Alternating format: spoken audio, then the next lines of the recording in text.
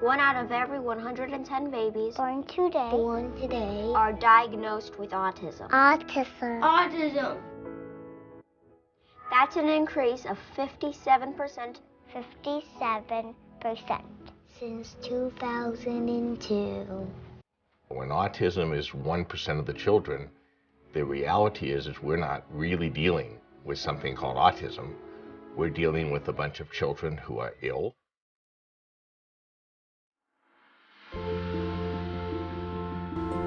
He stopped speaking, he stopped looking at us, he stopped responding to his name. You'd say it over and over, and Jacob, Jacob, Jacob, Jacob, and just no acknowledgement. He started to become less interactive, less eye contact. He wasn't engaging in activities that kids his age were participating in. He was putting his hands over his ears, sensitive to sound. He would sit in the corner and spin in a circle, or he would take a car and spin the wheels and watch the wheels spin. He would lay on the floor and watch the wheels just go, and that's all he did. She was kind of really in her own little world. These children present with multiple symptoms that we were trained were medical, but somehow we're writing it all off as autism and psychological. It's impossible for a developmental or genetic disorder to ever become an epidemic, and yet we are condemning these parents and children to no future. They're telling us all the things.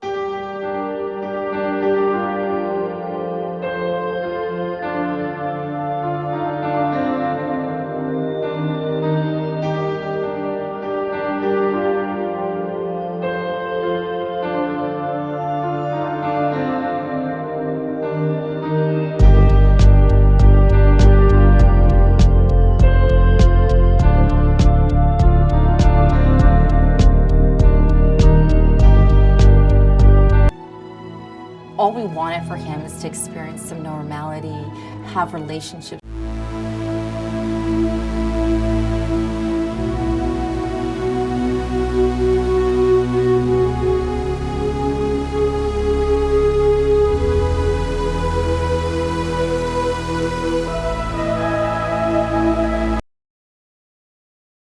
That's a really hard pill to swallow.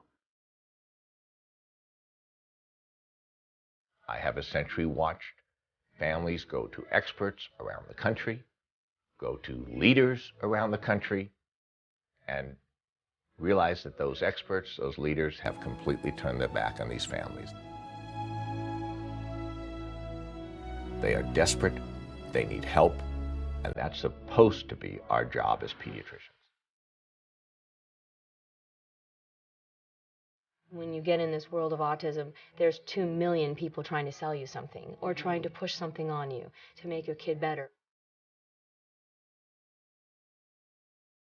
Jude had 9 doctors and therapy every day. He was working 35 hours a week from age 3 till 5 doing behavior modification. I mean, he was put through it, really put through it. It was really, really hard to watch.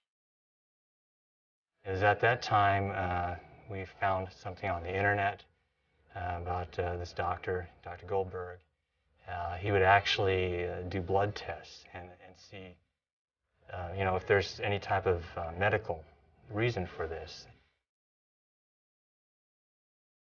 If you throw out autism, then you suddenly realize we have a massive medical epidemic affecting the brains and bodies of these children. It is time we recognize that these children are ill and have autistic-like symptoms, but do not have autism. Call it what you want. Call it what you want. Call it what you want. But don't call it autism. But don't call it autism. But don't call it autism.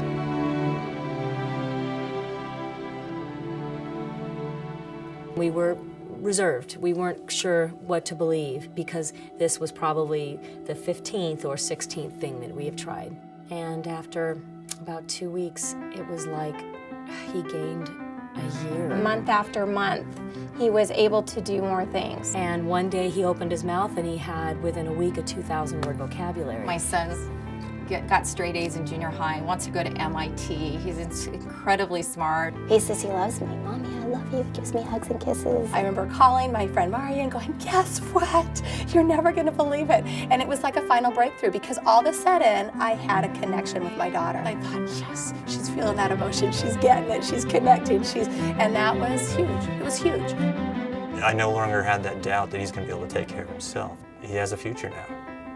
If you knew what we've gone through to get to this moment, and I was very excited. I just pray that other people will have the same hope because it's just not reserved for our family.